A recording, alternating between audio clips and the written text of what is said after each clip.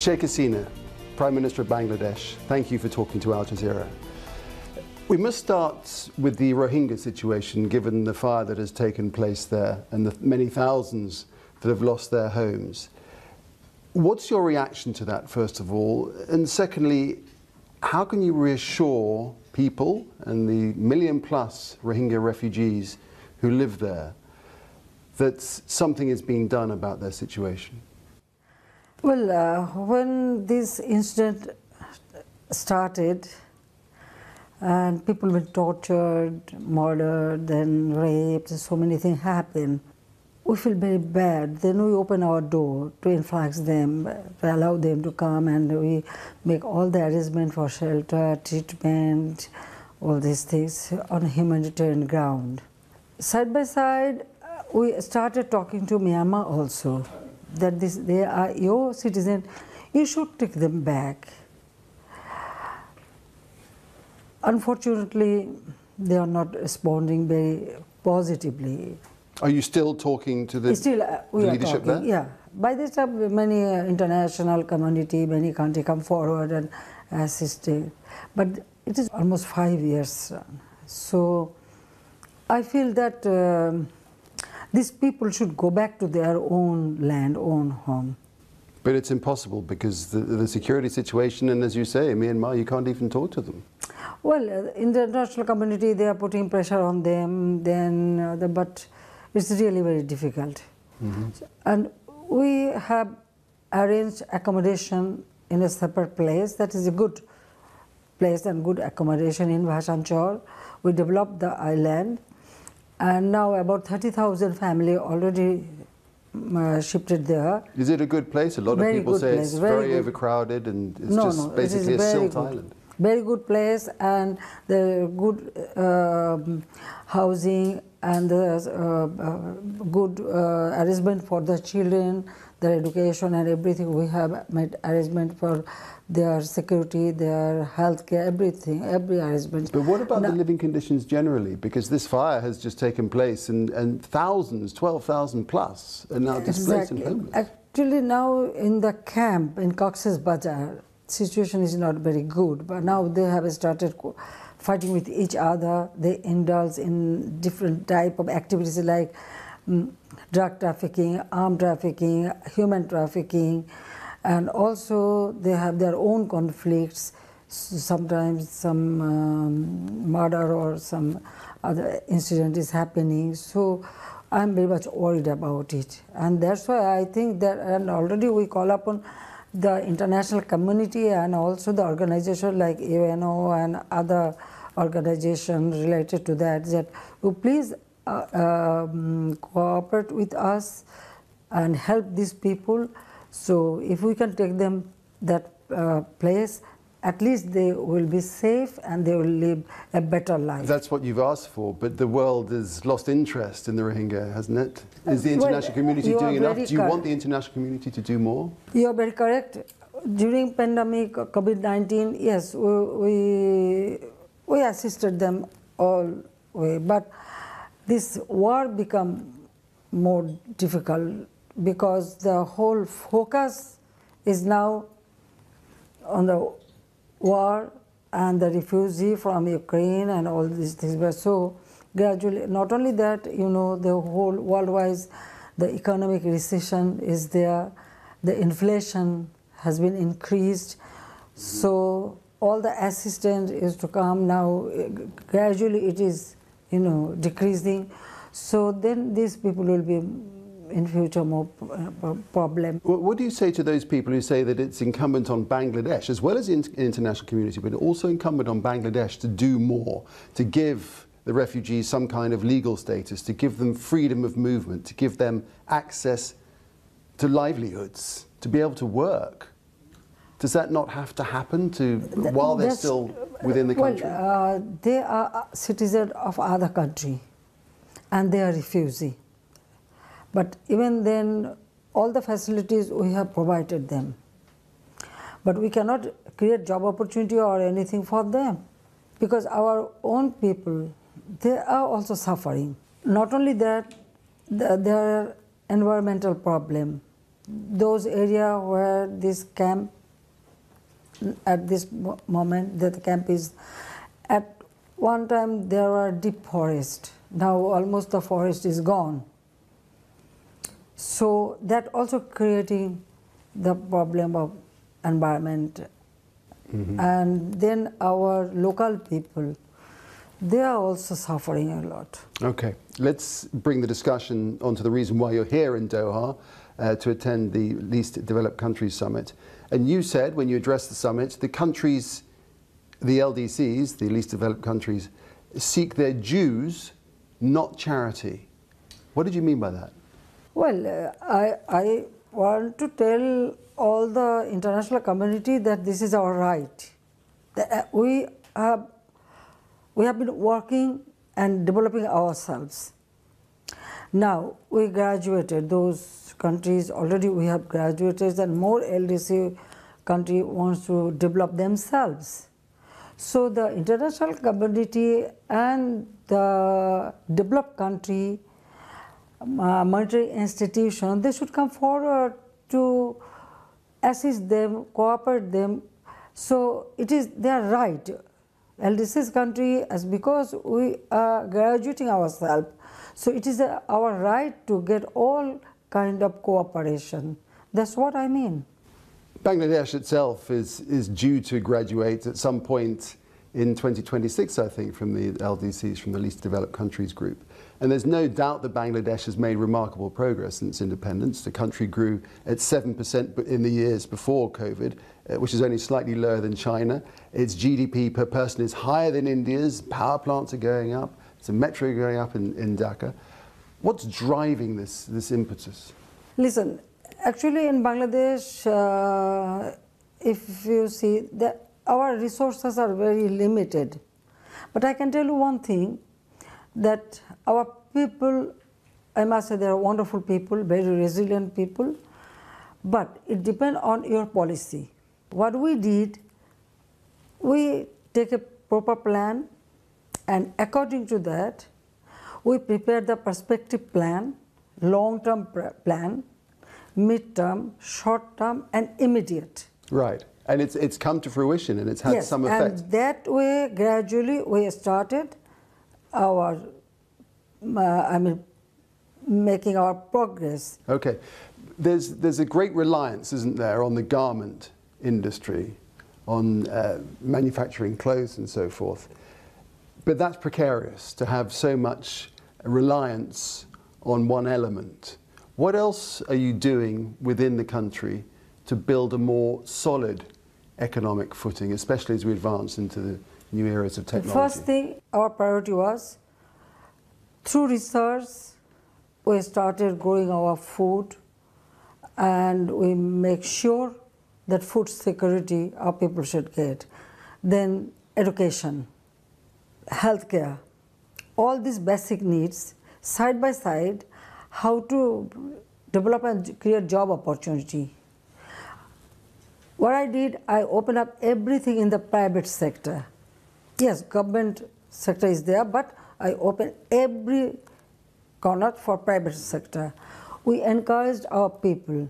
We invited foreign investment as well as our domestic investment, and the younger generation also we encouraged. And 2008 election, our manifesto, we declared that Bangladesh will be digital Bangladesh. That means the ICT sector.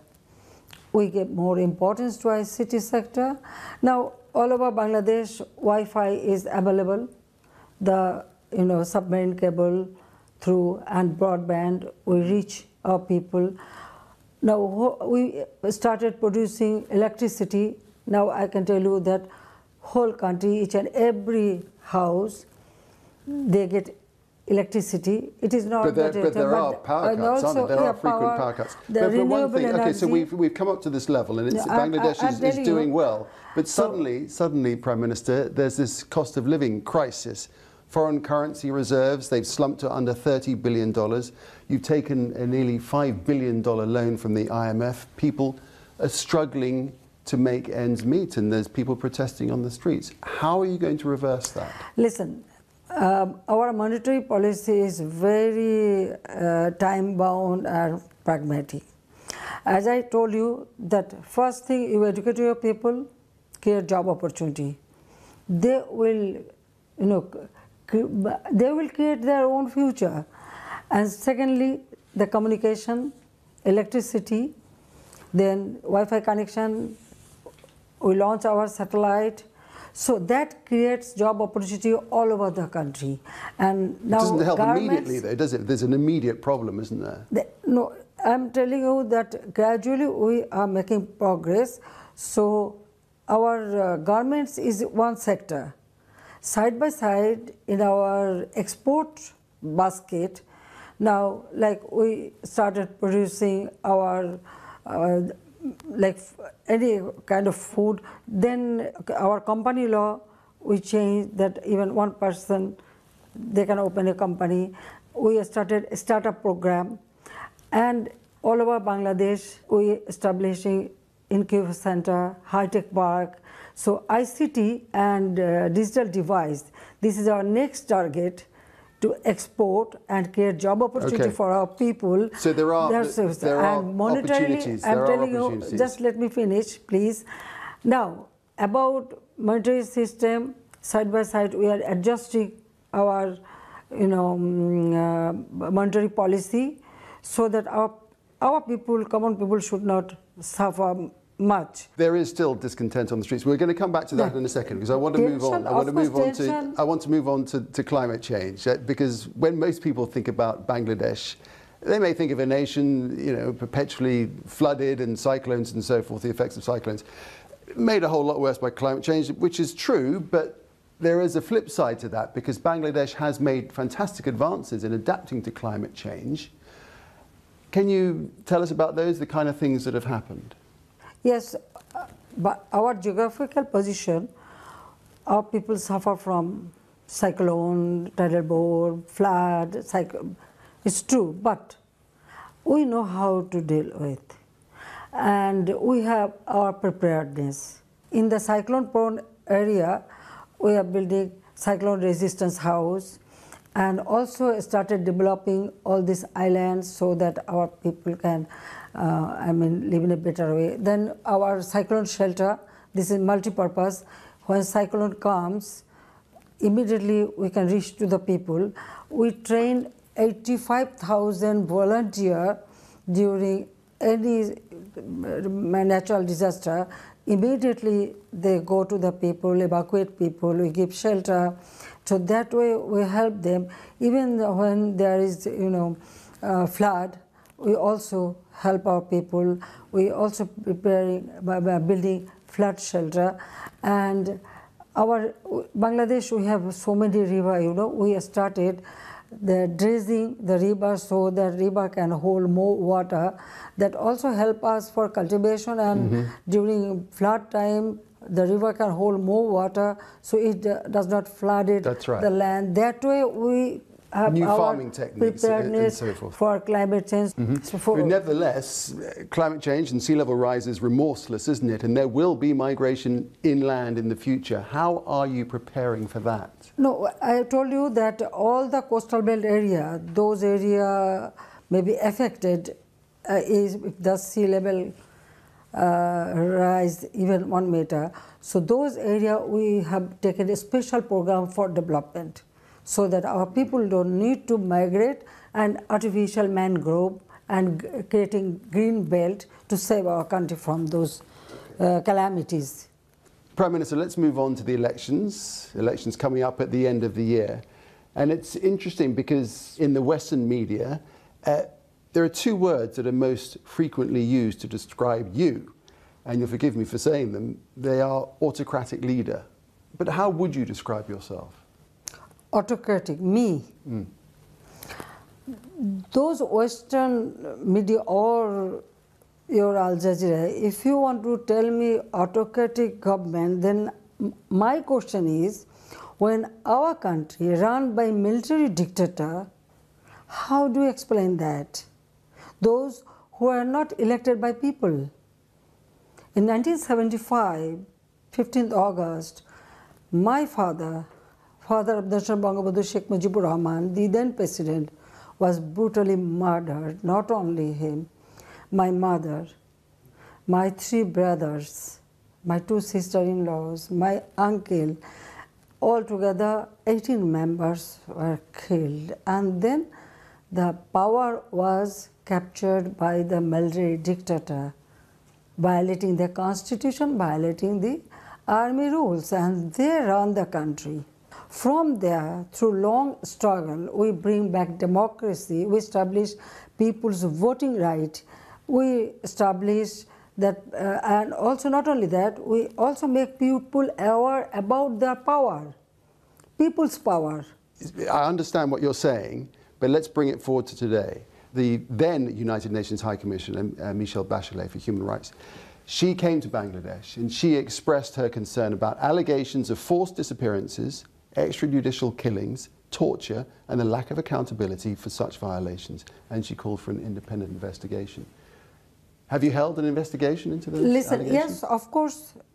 Any incident happen, immediately we take action and we bring them to book, and but why does Human Rights Watch, for example, they say there's a continuing campaign of threats and intimidation against human rights defenders. This is only in January this year. I know that there are some people, intentionally they do it, because 2009, when I formed government, till now, we have continuous democratic process in our country, and that's why the country made tremendous progress economically, socially, culturally.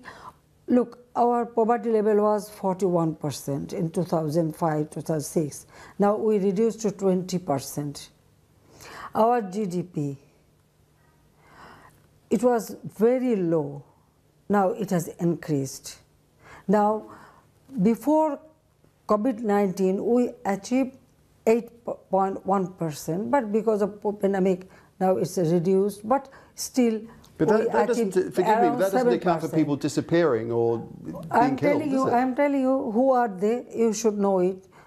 Now our literacy rate, it was only 45%, now it's gone to 75.2%. If we indulge in this violation of human rights and all these things, then how could we make all this progress?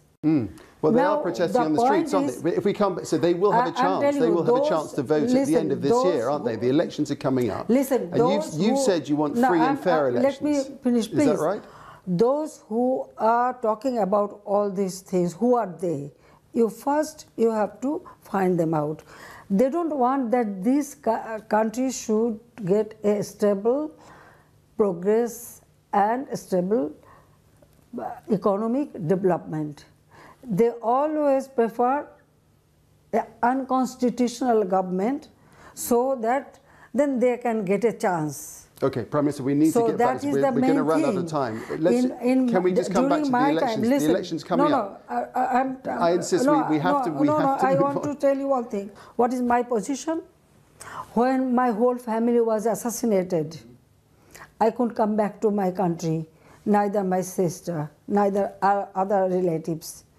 We had to live as a refugee outside the country. When I returned home, do you know I had no right to file a case against the murderer?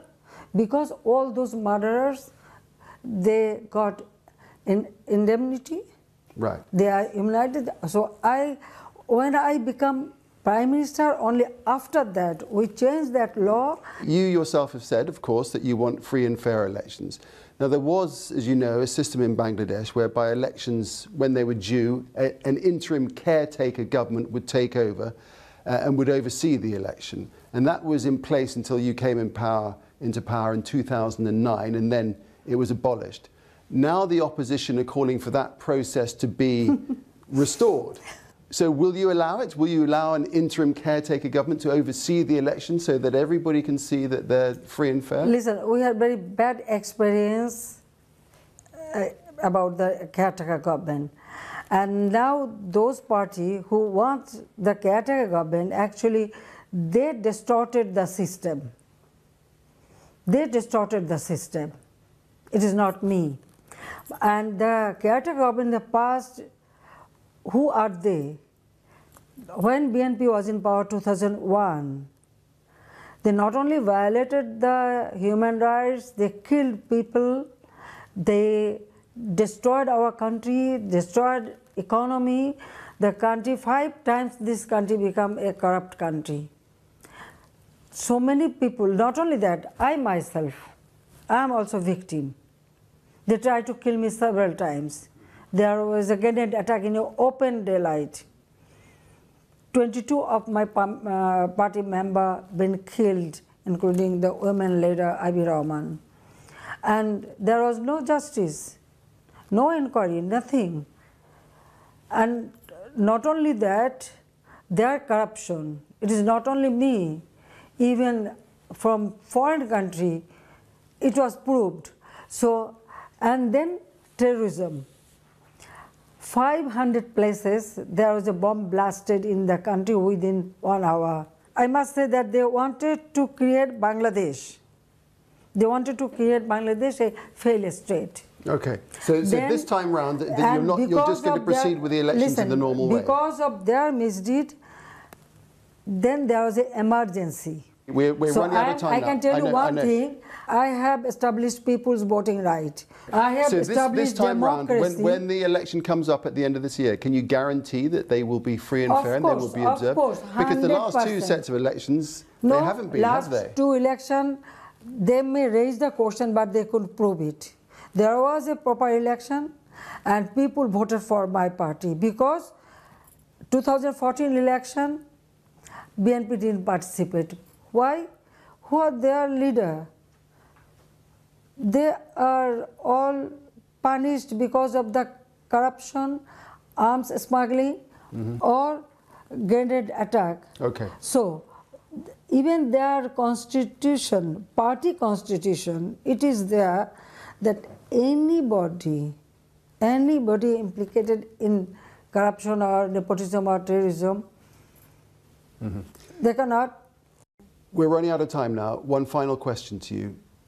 Your father, who you've mentioned a lot, regarded as the founding father of Bangladesh, as you said, he was assassinated in 1975 along with many members of your family. When you set out on this long career of leading your country, I think 19 years you've been Prime Minister overall, I'm sure you've had him in mind much of that time. What do you think, honestly, that he would make of your leadership? Well, my father is no more, but I follow his ideology. I try to serve people the way he wanted to serve. I care for my people the way he used to care. From 2009 to 2023, country has been changed a lot. I hope it is my father's blessings is there. As because of my father's blessings of me, that's why I could do this and I could make this progress. So definitely from heaven my father is very happy that yes, at least he can see that yes, I am helping his poor people. Sheikh Hasina, Prime Minister of Bangladesh, thank you for talking to Al Jazeera.